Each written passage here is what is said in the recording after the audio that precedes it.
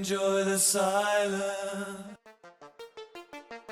O pop dos anos 80, incluindo vertentes como a New Wave, o New Romantic e o Synth Pop, nos agraciou com grandes bandas que até hoje reverberam em nossas memórias quando o assunto é música bem feita com o poder de atravessar décadas.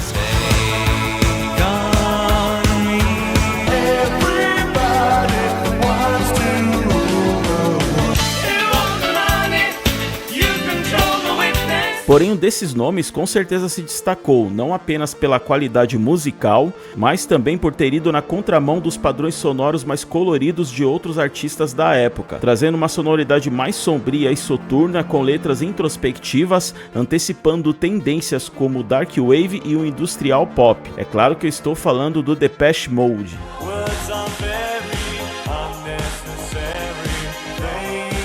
Uma banda que conseguiu atravessar gerações, remando contra a maré das tendências e modas impostas pela indústria musical e mesmo assim se consolidando como um dos maiores nomes não só entre os fãs mais tradicionais de música pop, como também por fãs de rock, do gótico e até de outros estilos mais alternativos e menos midiáticos. Neste vídeo nós vamos entender como Depeche Mode conseguiu chegar a este patamar, se reinventando com o passar dos tempos sem abrir mão de sua essência musical. Meu nome é Daniel Borgens, seja bem-vindo ao meu canal. O pontapé inicial foi em 77 na Inglaterra, quando Vince Clarke e Andrew Fletcher, que eram amigos de escola e fãs de bandas como The Cure, resolveram montar a sua primeira banda, o No Romance in China. Porém, Vince foi se envolvendo também com outros projetos musicais nos anos seguintes que foram ficando pelo meio do caminho, até que em 79 ele conseguiu consolidar uma formação mais robusta com Robert Marlowe nos vocais, Martin Gore na guitarra, dando início à banda The French Look, que acabou sendo o eixo embrionário do Depeche Mode, já que em 1980 Vince resolveu chamar de volta o amigo de colégio Andrew Fletcher e juntamente com Martin Gore resolveram redirecionar o projeto para uma sonoridade mais voltada para o uso de sintetizadores e assim batizaram o nome da banda de Composition of Sound. Um tempo depois, quem fechou a formação foi o vocalista David Gahan, após Vince Clarke ter ouvido ele cantar uma versão de Heroes do David Bowie. Sendo assim, após a entrada do vocalista, eles enfim mudaram o nome para Depeche Mode, que foi tirado de uma revista francesa de moda. E aí não demorou muito para eles entrarem em uma coletânea chamada Some Bizarre Album, de uma gravadora de mesmo nome, com a música Photographic, que mais tarde viria a entrar também no primeiro álbum da banda.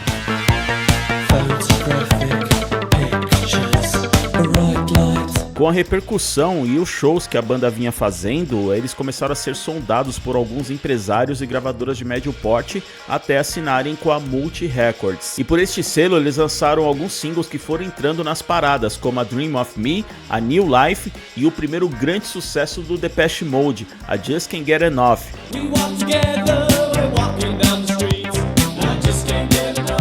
Que inclusive entrou pro top 10 das paradas britânicas. E com todo esse sucesso, é lógico que eles lançaram seu primeiro álbum completo, o Speak in Spell, que foi bem sucedido não só na Inglaterra, mas também em outros países. Em 82, o Depeche Mode sofre a sua primeira baixa, o Vince Clarke acaba saindo por divergências musicais e após isso se envolveu com outros projetos, dos quais dois deles foram bem sucedidos, que é o Yazoo e o Erasure, que vocês devem conhecer muito bem.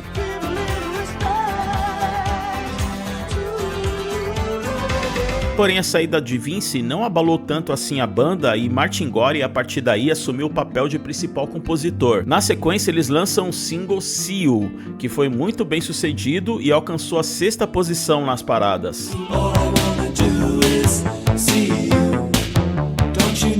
Depois lançaram mais 2 singles e iniciaram a primeira turnê mundial, ainda embalados pelo sucesso do primeiro álbum. Ainda em 82, a banda lança o seu segundo álbum, a Broken Frame, e durante as gravações a banda sente uma necessidade de ocupar a lacuna deixada por Vince Clarke com a entrada do tecladista Alan Wilder, que na verdade não chegou a participar das gravações do segundo álbum, a Broken Frame, mas tempos depois gravou o single Get the Balance Right, e em 83 a banda lança o seu terceiro álbum, Construction Time Again, que começou a apresentar uma certa maturidade musical muito por conta da mudança de produtor, além do que a banda conseguiu manter o mesmo sucesso dos álbuns anteriores, não só na Inglaterra, mas também em outros países, como a África do Sul, a Suécia e a Alemanha. Porém, ainda faltava adentrar o dificílimo mercado norte-americano, e a banda foi conseguir isso em 84 com o single People Are People, que inclusive foi considerado um hino anti-preconceito. Até o nome é meio sugestivo, né? People Are People, ou seja, pessoas são pessoas. Nos anos seguintes, a banda começou a apresentar uma certa mudança de direcionamento musical, adicionando nuances cada vez mais obscuras e dark, que, com o passar das décadas, foi se tornando uma das marcas registradas do Depeche Mode, que fez com que a banda se tornasse querida até mesmo pelo público gótico, como os álbuns Some Great Reard, de 84, e o bem-sucedido Black Celebration, de 86.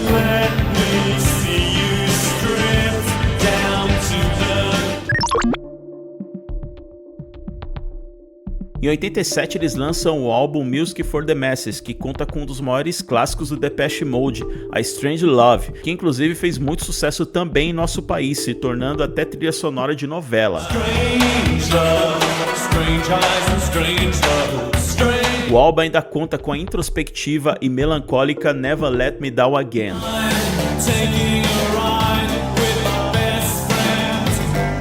Com o sucesso da turnê deste álbum, eles lançaram um VHS na época chamado 101, que inclusive eu até tenho ele em DVD até hoje aqui, ó. Eu só não tenho onde assistir, né? Em 1990 eles lançaram um álbum que viria a se tornar um verdadeiro divisor de águas, não só na carreira do Depeche Mode, mas também na música pop de forma geral. Eu estou falando do Violator, que bateu todos os recordes de vendas da banda, entrando pro top 10 da Billboard 200. E ainda ganhou o certificado triplo de platina nos Estados Unidos. Não à toa, o álbum conta com talvez o maior clássico da banda até os dias de hoje, a Enjoy the Silence.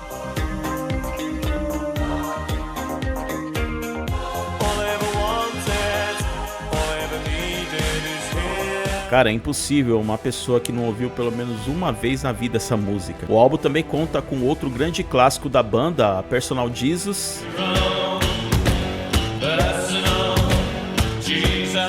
E um detalhe é que a maior prova de que o Depeche Mode foi uma banda muito influente em outros estilos, inclusive no rock e no metal, é que esses dois clássicos foram coverizados por alguns artistas e bandas do estilo.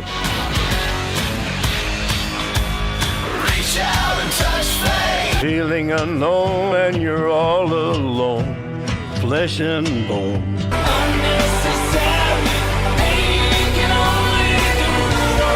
Em 93 eles lançaram o álbum Songs of Faith and Devotion, que não alcançou exatamente o mesmo sucesso do Violator, mas ainda assim foi muito bem nas paradas, e um diferencial deste álbum é que eles usaram mais guitarras distorcidas em algumas músicas.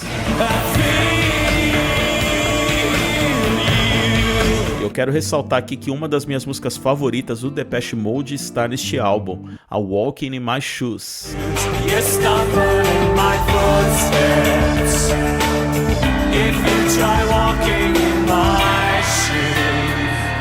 E um fato inédito na turnê do Songs of Faith and Devotion é que a banda tem a sua primeira passagem pelo nosso país no ano de 94. Bom, e após a turnê, o Depeche Mode entra em hiato pelos problemas de desgaste e relacionamentos internos dentro da banda, e principalmente devido à dependência química de David Gahan, que aproveitou essa parada para ir se tratar em clínicas de reabilitação. E também algumas coisas chatas que aconteceram, como a saída de Alan Wilder, que já estava há mais de 10 anos na banda. Bom, o tempo foi passando e após várias tentativas de Martin Gore de fazer a banda voltar à ativa, finalmente em 97 eles lançam um novo single chamado Is Not Good.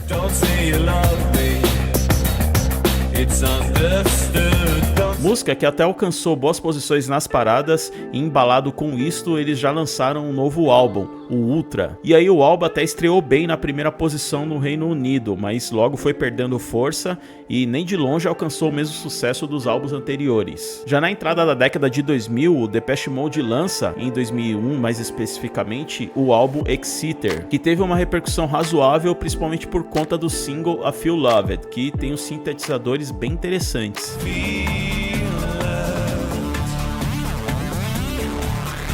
Os integrantes também começam a focar em projetos solos, como os de David Gahan e Martin Gore. E nos anos seguintes, o Depeche Mode obviamente que continuou lançando álbuns, porém com intervalo de tempo maior. Em 2005 lançaram o álbum Play the Angel, que foi muito bem recebido por críticas e fãs, e conta com o ótimo single Precious.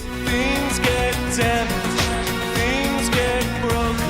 Em 2009 lançaram Sounds of the Universe, que ficou muito bem posicionado em paradas de sucesso de vários países, inclusive na frente de bandas como U2. Importante também ressaltar que o Depeche Mode, mesmo não tendo se rendido às tendências e modas impostas pela indústria musical no decorrer da carreira, continuou arrastando multidões, sempre lotando estádios e grandes arenas, como na Tour of the Universe de 2009, que foi considerada uma das 25 turnês mais rentáveis do mundo. Oh, my little girl.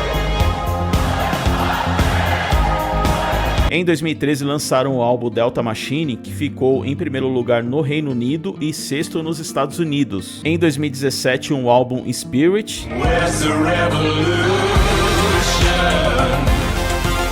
Em 2020 aconteceu uma coisa legal. Para sacramentar de vez a importância do Depeche Mode na história da música, a banda entra pro Rock and Roll Hall of Fame. Porém, em 2022 a banda sofre com a perda de um dos seus fundadores, que morreu por consequências de um rompimento da veia aorta do coração. E o último trabalho de estúdio da banda foi o álbum Memento Mori de 2023. E atualmente o Depeche Mode continua na ativa e na estrada, né, logicamente, com apenas 2 membros da formação original, que é o David Gahan e o Martin Gore, sendo acompanhados nas turnês por músicos contratados. E logicamente que o auge da banda foi entre os anos 80 e 90. E hoje em dia eles já não estão mais tão em evidência na mídia, mas na verdade isso é o que menos importa, porque o Depeche Mode ao longo de toda a sua carreira conquistou uma enorme legião de fãs por todo o mundo, e como eu falei, não só fãs de música pop ou eletrônica, mas também de diversos estilos musicais que vão do rock ao gótico. E isso com certeza foi uma das maiores façanhas da banda que os levou a este patamar. E com certeza o legado do Depeche Mode vai perpetuar por várias e várias gerações. Isso enquanto existir mundo e enquanto existir música. Mas e você, é fã do Depeche? Como a banda te impactou de alguma forma? Qual a lembrança que você tem deles?